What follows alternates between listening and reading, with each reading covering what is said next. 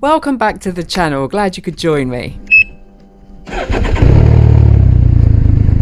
Oh, almost there. And a sort of recap, I left the last episode, actually we'd have left Broby already and gone to Rødding. However, I forgot to show you a couple of bits and pieces, including the third bridge, saying that the trip from Malmo to look at that, wow. that could be in an English village somewhere. It looked a little misplaced, funnily enough. The last trip I was showing you the bridges from Malmo over to Copenhagen, the second bridge. However, now I need to get over onto the Danish mainland, which is the third bridge. I chose, because I'm riding pretty much without motorways, and the first time ever that I got so close and personal with a train on a road bridge, pretty much. I can understand the reason for the second bridge, which is what I'm about to come to. Looking over on the right-hand side of this picture now, you can see another bridge, and that is actually the main bridge, the replacement bridge for this one, which I can fully understand. However, I like to do all the possibilities if I can. It was the same in Wales. There are also two bridges. This is what I mean. The other bridge is the E20, I believe, and it's say purely visible from here. You've got two options, and I just decided to come up the other route. This would be the motorway route, so you would get to ride on that route. I'm not too bothered about that. As I say, it's the same in Wales. There you have two bridges. You have the new Prince of Wales Bridge, and it's not exactly replacing the Severn Bridge, because the Severn Bridge is still there, spanning the Severn. However, having ridden the bridge, the last bridge, the third bridge, I then went to Rødding, which I showed you in the last episode, and now I've left Rødding and I'm now heading south, basically towards Germany and Hamburg. I've decided, because it's actually been it's been quite an interesting day riding today. I haven't shown you all of the motorway stuff because it is boring as hell, seriously. It's just, 2 or 3 lanes of traffic all heading in the same direction, and it's terribly boring, and I prefer to ride the back roads, these kind of roads. They're quieter, it's more, I suppose it's the fact that you get these roads to yourself, and it's big sky. Holland has the same thing, because the landscape is so flat, you get to see the sky really clearly.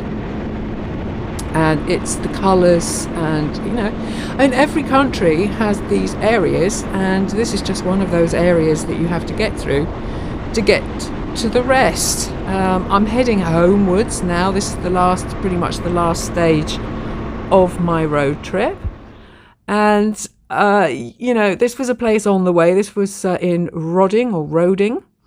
It was a lovely place. I got to drink a couple of beers in the garden at the back, and they had a lovely garden here. And just to stop off, the weather's brilliant, and I knew the weather was going to be good today too. So I'm thinking, well, look, why should I hurry back? Actually, I know I'm going to be back within the next day or so. So I'm thinking, right, okay, enjoy it. And me being me, of course, knowing that I have the time to do this and wanting to get off the motorway, I found a couple of lanes, and I just thought, you know what, I'm just going to take this lane and see where it ends up. I actually had no idea if this was on my route or not. I could have put me in a totally different direction and curled round to the left or curled round to the right and sent me back to the motorway or something, but it didn't. It was amazing.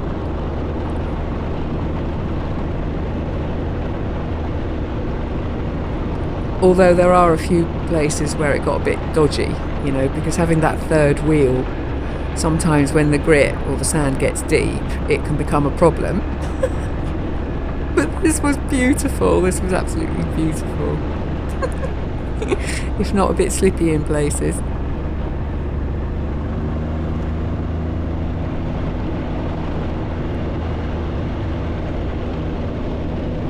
I just love taking the back roads. You know, well, it's something I have really learned with all the thousands of kilometres and the trips that I've made and the countries that I've visited, is that when you get back, the very last thing in your head as a memory is how fast you got somewhere. It just doesn't even fathom in the equation. You'll be thinking about the places you've been, the places you've seen, the people you've met, the enjoyment of the weather, the beautiful scenery, all that kind of thing. You're going to be thinking back about that, not how fast you got somewhere. You know, unless it had just started to rain and you were in desperate need of an accommodation and found something within a couple of minutes and it was only within a kilometre of where you were at that point, that kind of thing. Yeah, then it's part of the memory and it's part of the fun of road tripping. You know, bad weather is just part of it. But when you get weather like this, and it can be completely different. The last time I came into the Netherlands, when I got back from Montenegro, was rain. It literally rained continually the whole day. I ended up doing about 350 kilometres in the rain. Awful. That I remember as a memory of coming back to the Netherlands. What a way to look back on a 6,500 kilometre road trip. And that's what I mean, really. It's not the speed you get somewhere is so totally irrelevant, and at the end of the day all you do is use up petrol. So I'm quite happy to bimble along doing 60, 70, you know, kilometres an hour, that kind of thing, and enjoy the ride on basically empty roads. And that for me is where the enjoyment comes from. And the better the views, of course, the better the trip. But like I say, you know, you need to figure out what kind of place you like to ride in. You know, I was almost at Hamburg at this point and just decided, because of the weather, I knew it would be good for the next couple of days to stop. However, where I decided to stop was basically unreachable. The roads were all shut off. I was thinking this is crazy. So I parked up and a lady walked up to me, because where I was basically parked was in a private parking place, and she warned me. She said, don't park here, whatever you do, because there'll be a fine or whatever. And I asked her about how I get to the hotel, and she said, right, she said, it's here, it is reachable, but you're going to have to go around the block. So she kind of showed it to me. I'm thinking, right, okay, here we go then. I'm going to make an attempt to get there, because like you can see here that there were loads of roads cut off. So I'm thinking, right, okay, here we go. However, this way at least you get to see a little bit of the let's say village, the town here, which is also actually rather nice. Rewe is a German supermarket chain. So I've got a supermarket right here as well, which is really handy, because before I take off tomorrow I can stock up, and I will have to come down this way, I'm assuming, to be able to get back out onto the main road. So I thought I'd just show you this little stretch of typically German houses, and this is within a stone's throw of Hamburg. I'm actually very close to Hamburg, so as a stopping point in the future I would consider it. I'd say usually I do the Kiel-Gothenburg thing, which would mean coming up this way anyway. You still have to get past Hamburg. So as a stopping place, this is actually looking quite chill at the moment. Right. I am coming up now to the continuation of the roadworks, which is the reason I couldn't get to this place from the other side. I've basically gone round in a big U, and I'm assuming I am going to be able to reach the hotel from here. Oh, deep sand, deep sand. If there is one enemy other than snow for the Ryker, it is deep sand, or wet sand. That's also a complete drama. But this looks like it's been trodden down, or you know, there's been enough cars going around it to be able to harden it up a little. Here we go. Ooh. And I've done it. Here we go. This is my hotel for the night.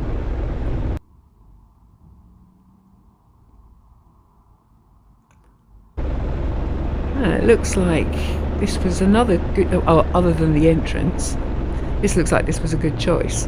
because it's far enough off the beaten track for the security of the parking the trike up for the night not to be a problem. There we go, that looks like a reception. Well, that was easy to find. Normally I have a complete drama finding receptions. And this is the building. It should be on a big lake, which I can't exactly see from here, but I'm assuming it is. However, my love of architecture is just about to take a blow in the stomach. Look at this. This looks like, although it's the back of the building, it's actually the front. If this is the only access to this hotel, that's your view. Looks like the architect died before he actually got to design anything from the back, because I think this is atrocious, even if it is the back of the building. So here we go. This is where I am. Yeah, see, very close to Hamburg. On a lake, and there's a castle, Schloss. The Schloss is the sort of castle on the other side of the lake. And this is a speciality restaurant. And this was so scrummy. This was, I think back on this moment as one of the better meals of the trip. And that's the restaurant, basically. So this is, although it's the back, it's the front of the building. And that was my view during dinner. I can think of a lot worse places. And this was my upgraded room. I got a free upgrade because of my booking.com. The 2 dikes. I am taking the second dike, which is from Lelystad over to Enkhuizen. And there is one thing that you will always directly recognise as being back in Holland are the wind turbines. They are literally everywhere. They're the entire route. And I mean, it's an obvious choice of power for the Netherlands, because we don't always have sun, do we? But one thing we do have a lot of is wind. And there's nothing to stop it, because it's as flat as a green, crispy pancake. I say crispy because all of the sort of slightly raised areas of the Netherlands are on its edges, just like a crispy pancake. So, the Houtribdijk. This is the dike of my preference to the other one. The other one is the Den Ouver dike at the top, which which shuts the North Sea off. And in distances is the longest dike in Europe at 32 kilometers. So it's actually a longer, not much longer, but it is longer than this dike. I love this dike in preference purely because you see both sides of it. You can see over on the IJsselmeer side, and on the other side is Markermeer, and the Markermeer goes down to Amsterdam. So basically the water's divided between the Markermeer, the IJsselmeer and the Zuiderzee. And the Zuiderzee is just the water the other side of the Den Ouver dike. But I like this dike because you can see both sides of the road. On the Den Ouver dike, because it's shutting the Netherlands off from the sea is higher on the right hand side, therefore the road is also higher on the right hand side. So if you're travelling in the other direction, you can literally only see the sea on one side, and that's this side, which would be the IJsselmeer basically. So once over the dike, I'm taking the route from Enkhuizen through to Hoorn, through Hoorn, down through to basically West Friesland, which is it's an area that I know well, and it's on my way home. So I have decided to grab a coffee. Ursem used to be on my route to work, not anymore because I've moved. I used to love riding this dike, and that's the reason that I'm now showing it, Ursem dike. That runs between Ursem, which during Carnival is sort of changed over into Ursem, and runs to Rustenberg, and there I'm planning on grabbing a coffee, and with this weather, I mean, this is pure enjoyment. But it gives you an idea of the Netherlands and their polder landscape and the water techniques, because the water here on the right hand side, near Slemmervaart, is actually higher than the levels on the left hand side of the land, and it's designed that way because in the event of flooding, it will fill up in sections basically and not all in one hit. It's a way of looking at, I suppose, a bit like a cake tin. Look at it like that, and we ride along the sort of raised bits, and the lower sides of the dikes are where the water would collect. I'm sure it's not a nice idea for any farmers or people that happen to live in those areas, but water technique obviously is something that the Netherlands is known for, and here you can see it everywhere. Water's on all different levels everywhere you look, and they keep it that way, and if one gets too full they pump it literally to another area that isn't. So this is Rustenberg. Rustenberg is also very close to where I used to live and on my route to work, and obviously back, and it was a place I used to stop quite often, and it is a bit of a bike haunt as well, always has been, because of its location. It's just a lovely place to stop. A lot of tours stop here, and so yeah, for me it's quite a well-known place to stop. So I did, and I had a lovely cappuccino in the sun. Absolutely gorgeous. And looking at this weather now, if I'd had some of this weather in Norway, I say that sun makes such a difference, and the temperature now is absolutely fantastic. It's about 30 degrees. Couldn't have imagined it, that I would be coming back to this kind of weather. So now on the last leg, decided to go past Otter Lake, which is another route for me to get back to the Zaanstreek, which is where I live. But I'm trying to show you a bit of the local stuff. Yeah, windmills. The windmills, they are seriously everywhere. They are part of daily life in the Netherlands. Nobody really thinks too much about it. And home. The moment has come. Home, yes. And time to set the washing machine on and make a coffee. So I'm so glad you joined me, and there is still a lot to come. So thank you for watching. I hope you enjoyed this particular series, and I will be back very soon with the next episode. Bye for now.